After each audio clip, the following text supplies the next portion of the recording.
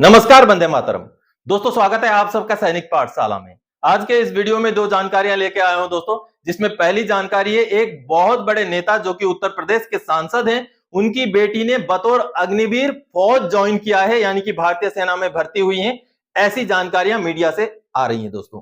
क्या है जानकारी, क्या है डिटेल्स, उसके बारे में बताऊंगा। और साथ ही साथ सीएसडी की तरफ से एक बहुत शानदार पहल की गई है, जिसमें कई सारे लाभार्थियों के सुविधा में इजाफा किया गया है। किसको लागू है उसके बारे में जानेंगे इस वीडियो में। तो चलिए आगे बढ़ते हैं। जैसे आप बोर्ड पर देख पा रहे हैं दोस्तों, सबसे पहले मशहूर अभिनेता से नेता बने रवि किशन जी की बेटी बनी अग्निवीर। क्या है सच्चाई दोस्तों? ये है रवि किशन जी। आप सभी इनको शायद जानते होंगे, अमूमन कम ही लोग होंगे जो इनको नहीं जानते, क्योंकि ये हिंदी फिल्मों में के भी बहुत मशहूर कलाकार हैं और साथ ही साथ इन्होंने भोजपुरी फिल्मों में भी काम किया और कई सारे टीवी सीरियल्स में भी काम किया है। अब ये वर्तमान में गोरखपुर लोकसभा क्षेत्र से सांसद हैं बीजेपी के। अब इनकी बेटी ईशिता शुक्ला भारतीय सेना में भर्ती होने वाली हैं, ऐसी खबर जानकारी निकल के आई है।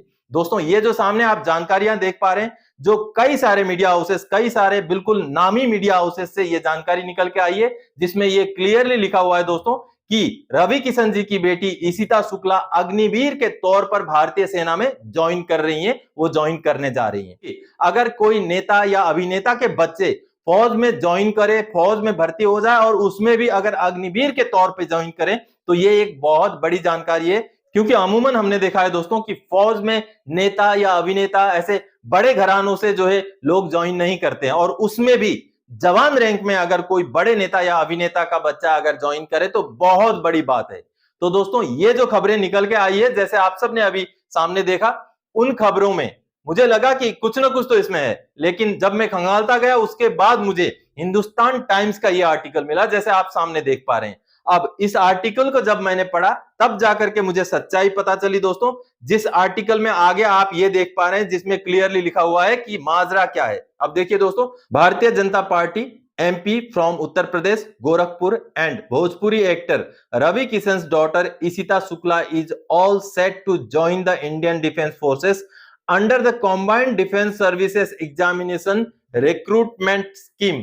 यानी कि दोस्तों, अब ये जो आर्टिकल है, इसको पढ़ने के बाद सच्चाई पता चलती है।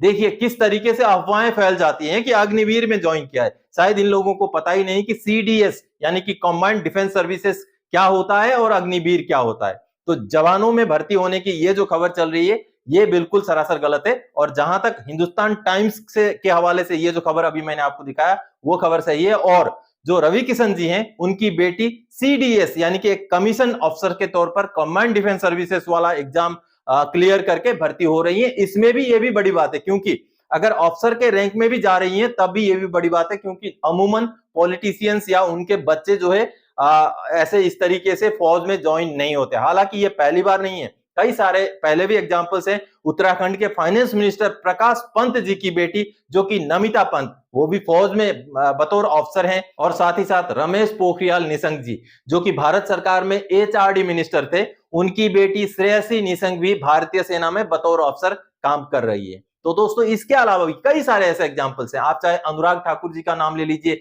सचिन पायलट हैं, कैप्टन अमरिंदर सिंह हैं। तो इस तरीके से बहुत सारे पॉलिटिशियन भी हैं जो फौज में ऑलरेडी हैं। तो ये पहला वाकया नहीं है, लेकिन जिस तरीके से मीडिया में ये बताया जा रहा है कि अग्निवीर के तौर पर ईशिता शुक्ला ने ज्वाइन किया, ऐसा नहीं है। वो CDS क्लियर करके एक ऑफिसर के तौर पर भारतीय सेना ज्वाइन कर रही है, जो कि इसमें भी ये बड़ी बात है, मैं मानता हूं। अब चलिए दोस्तों, आगे बढ़ते हैं अगली जानकारी की ओर। आर्मी हेडक्वार्टर से CSD कार्ड होल्डर्स की बढ़ गई है सुविधाएं।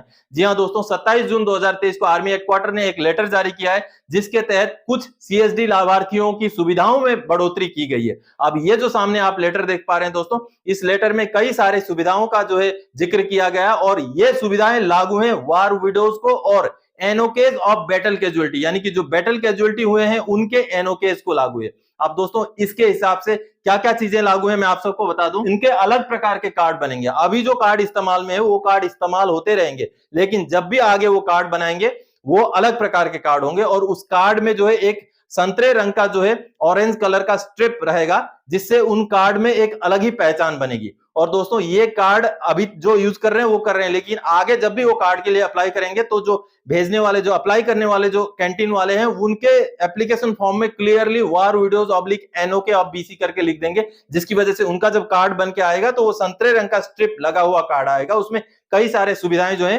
बढ़ाई गई हैं दोस्तों। उसमें क्या क्या चीजें हैं?